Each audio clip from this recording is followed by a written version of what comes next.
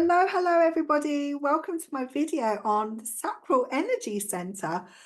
These videos are part of the mini-series that I'm doing on all of the different energy centers, and there are 9 of them. So hopefully you'll find them all interesting. So today I'm going to be talking about the Sacral Center. So before I jump in, let me share my screen.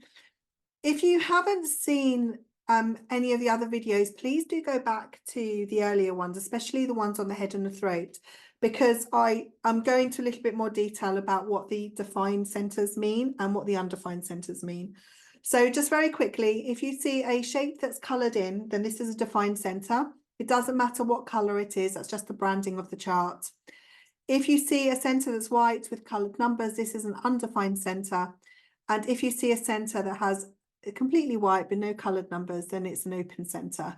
And basically, in quick summary, a defined center means that you have consistent access to the energy that center offers. If it's undefined or open, then it means that you take on the energy for that center from your environment or the people around you, and you tend to take it on and you tend to amplify it. So 10x it, as I like to call it. So today we're going to be talking about this center here, which is our sacral center. And the sacral center is all about our life force and workforce energy. So let me stop sharing and come back to you. So 70% of the population have this defined, 30% of the population have this undefined. And I will say that the defined population is made up of generators and manifesting generators. This is what determines whether you are a generator type, okay? So our generators of the world are here to live and express their lives through the work and passion that they have for their work and the things that they do. So that could be work, that could be hobbies, that could be creativity, that's doing, right? They have access to a lot of doing energy, which means that you might find that from manifesting generators and generators, if they're looking at people in the other 30%, they might think that they're lazy. Right? They're not working as hard as me. Why, if I can do this all day, why can't they? And that's simply because we all express a different energy type. So I'm a projector. I have a manifesting generator husband and I've got a projector daughter. Alice and I need rest regularly. I know if I work really, really late, the next day I'm pretty much down all day, right? I need to fill my cup back up. I need to get rid of all the excess energy from the adrenaline I had in pushing myself forward. Whereas my husband, who's a manifesting generator, you know, he wants to be up early and goes to bed really, really late, and he'll fill up his day doing the things that he loves. And if he doesn't, he gets really depleted. It's really interesting. If he doesn't stay active and doesn't do things that he loves, it actually depletes his life force. He needs to be ignited through his passion for the things that he loves to do. So whether that's his work or his passions, right? In order to be able to kind of sustain his life force energy, which enables him to do, right? But projectors, manifestors, even reflectors, we tend to have bursts of energy. So you'll suddenly find that if you're a manifestor or a projector, that you'll have these bursts of energy where you can get loads of things done. For example, I know with my bursts of energy, I can get loads of stuff done in a few hours that sometimes might take somebody a day or two to do. Literally because my productivity is shaped to come in these tiny bursts, right? And in the other times that I'm not, you know, full of zest and wanting to get stuff done, I know I need to almost slow down. So it's almost like you need to slow down so you can speed back up. So the sacral authority is really interesting. And so our generator types, you know, with a defined, the 70% population who are defined, they've got access to this as a constant source, right? They have it within them. They can pull this and depend on themselves to be able to do and to be able to, you know, probably have access to creativity and the ability to kind of complete things and push things through. They're able to be more consistent. Whereas if you are part of the 30% who are undefined, you're almost borrowing your sacral energy from those around you. So if you've got a generator with you and you're a projector, for example, you might think that you can do because you're taking on the energy from your manifesting generator or your generator, but you might find that you get tired more quickly and that you need to go to bed earlier, right? Because you actually need to come down from that kind of adrenaline and, you know, almost put yourself back together again because you're feeling exhausted. We see burnout a lot in the projector manifestors and even the reflectors, especially in the earlier years, because they live their lives in many ways like a generator, because they've got youth behind them and they've got that kind of like excitement and that passion. I'm not saying you don't have excitement and passion as you get older, by the way, but you know what it's like when you have that youthful energy, you can almost mistake it for like intensity, so that you can stay up all night. You can, you know, if you're at school, you can revise all night. You can put all-nighters on projects and things like that.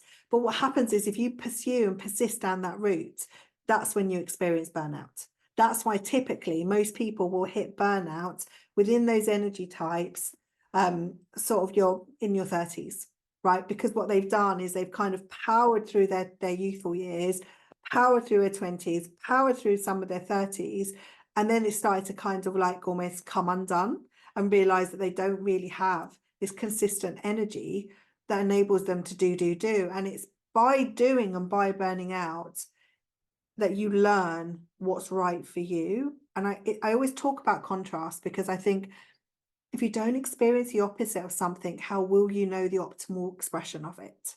Right. So, you know, I know, for example, I did have burnout an awful lot during my 30s. It took me years to kind of almost reset my system so I could get back in tune with myself. You know, and I burnt out from one of my businesses, and I burnt out from, you know, Dragon's Den and always mass exposure and all these things, which, you know, creates a wonderful story in one respect. But on the other side, you know, I still remember those days when I was completely stressed and burnt out, and I wasn't in my creative flow and I wasn't aligned to what I wanted to do. And it was simply because I wasn't tapped into the true essence of my projector energy type. I didn't honor the fact that my energy and my life force energy and my workforce energy comes to me in bursts. And I don't worry about that now. If suddenly I don't feel it, if I'm not feeling it, I think it's all right. I'm seeing clearly it's not there yet. My energy is not peaking yet, right? I need to go and do something else, because I know if I stay at my desk and I push through, the quality of what I produce will just be rubbish, and I'll end up redoing it. So I don't want to waste my time now. I just think, well, if you know, it's clearly not meant to be for now. Maybe it's because I don't have the right message to share. Maybe it's because the quality of what I'm going to produce isn't going to be great. I'll just wait. And my bursts, they come round pretty regularly because I rest when I'm not having my bursts of energy. And I know that when the burst comes, I'll be able to power through, get stuff done, and be proud of what I'm producing. Right. So it's really, you know, it's quite fascinating when I hear people talk about burnout. And the first thing I do is look at their energy type, and I can, you know, even within dynamics of families, you know, my sister is projector, her husband and her son are both manifesting generators, and she spends so much time running around after them because they're generators, right? They've got generator energy, they can go, and she's constantly exhausted. You know, and I constantly, I have to wait for her to invite me, because obviously that's my strategy, but I'm waiting for the day that she sits me down and kind of goes, what's going on? So that I'm not offering my unsolicited advice. And that hopefully it will land and she'll be able to absorb it. So, you know, my husband's the same. You know, we were lucky enough to go to Florida last year, and he said to Alice and I, you know, I want to get up early and I'm going to go to bed late, and I don't want any of this going to bed early and blah, blah, blah. And I sort of looked at him and went, we will go to bed early because that's what we need to be able to fill our cup back up. We won't be able to go the way that you will. So you'll need to do these things and we'll need to do this, and we'll find a way to kind of compromise and be in sync. And we did. We had a wonderful holiday, but we honored who we were. And I tried with Alice as well, because she's 13, is to, you know, again, she's in those youthful years and she can go with my husband, and can go a lot longer than me. But again, I don't want her to mistake that her life force energy and her, you know, needs her to rest, right, a regular interval, so she can fill her cup back up, and not make the mistake that just because her dad's a generator that she is too, and that she can go, because actually she needs to recalibrate. And I noticed this with her at weekends. If she's playing netball for school at the weekend, or she's doing something with her friends and she hasn't had the time to rest, I see it in her. She is exhausted by Wednesday of the following week, because she hasn't had that downtime on the weekends to kind of chill and almost kind of fill her cup back up. So you can almost see it. So when you understand like your energy type of your children or your family or your partner or your colleagues, you start to realize, like, even within teams, even within your team that you build with your business, or within companies that you work for, you can kind of see that people aren't lazy, right? They're just trying to express the energy that they've got access to. Now, if you're a generator, obviously you've been given this gift for a reason, and it's to enable you to power through. So with generators, naturally, you need to make sure you're aligned to the thing that you're going to embark on, and make sure it's something that lights you up and it taps into your self themes.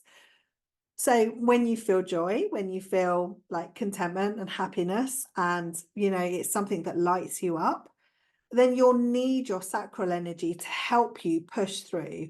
Because often what happens with generators is you'll start a project that's aligned properly, but you'll reach a plateau. And a lot of generators will put the project down and just go, oh no, it's not for me. But the gift is actually in pushing through that plateau. It's using your sacral energy to be able to push through that plateau, because you started it using your authority, and you know that it's something you're aligned with. And if only you could just push through the plateau, then the gift of completing it will wait for you. And the same with manifesting generators. Lots and lots of different passion projects. So slightly different from a generator. They'll have like 3 or 4 things on the go, if not more. And that could be a mix of hobbies, work, projects, all sorts of things. And, they'll pick them up and put them down depending on whether they actually feel enthused by it or not. And they need to give themselves permission to put those things down that don't enthuse them. Because like I explained with my husband, who's also a man gen, it actually depletes them if they're using their energy on something that doesn't light them up. And it's the same with the generator. If you don't use your energy on doing something that you love, it will actually deplete you or have the opposite effect. So if you are a generator watching this, just think about that. Think about things that you've embraced, where you've pushed yourself through, really wasn't aligned to what you wanted to do. You knew you shouldn't have picked it up and started it. And then just think about how you felt at the end of it, where your energy levels were. And I bet you were depleted. So it's amazing how the sacral center works, how it pushes energy throughout the rest of your body so that you can get things done. I think as well, in terms of like creativity and having consistent access to it, this is something that you're able to have like an inner drive, an inner passion for something. That's not to say that if you've got an undefined center, you don't have an inner drive or an inner passion, but you kind of rely on maybe outside energies to be able to kind of help push you along. And you might find as well that if you have an undefined center that you can't necessarily finish things, don't be hard on yourself. There is a gate and a channel within human design. And let me just quickly check what it is, because I try and remember what it is. I'm sure it's a 5342. I'm sure it is, which is starting and finishing. And a lot of people, might not have that defined in their charts. They might just have the starter piece, so they can start something but not necessarily finish it, or they have a finishing piece, they can't necessarily start something, or they have the channel completely open, so they're relying on that to come from the outside energies. We have all of the charts, and I think that's really important. One thing isn't better than the other. It's just how our life story expresses those energies. And we've been given the perfect defined centers, the perfect undefined centers, the perfect gifts, the perfect energy type, the perfect incarnation cross, which is linked to our purpose, the perfect placements of the planets around when we were born. We've been given all of this. It is like we've been given this kind of perfect framework for us. And if we're living the optimal expression of it, then we will live a wonderful, wonderful life story, and we'll be able to express it in a way that's really joyful, right? And fills us up. So if you have a defined sacral center, please let me know. If you have an undefined sacral center, let me know. Let me know your stories of burnout, because this is where that lives. Let me know where, if as a generator, you feel like if you embark on projects that you shouldn't have done, how that makes you feel. Does it deplete your energy? If you're a projector, manifestor, reflector, how do you deal with your bursts of energy? How do you get stuff done? What are the things that you do to keep filling your cup back up and ensure that you're rested, so that when those bursts of energy come, you're all prepped and ready for it? Let me know. I'd really, really love to hear from everybody, and I'll see you in the next video. Take care, everybody. I'll speak to you soon. Bye.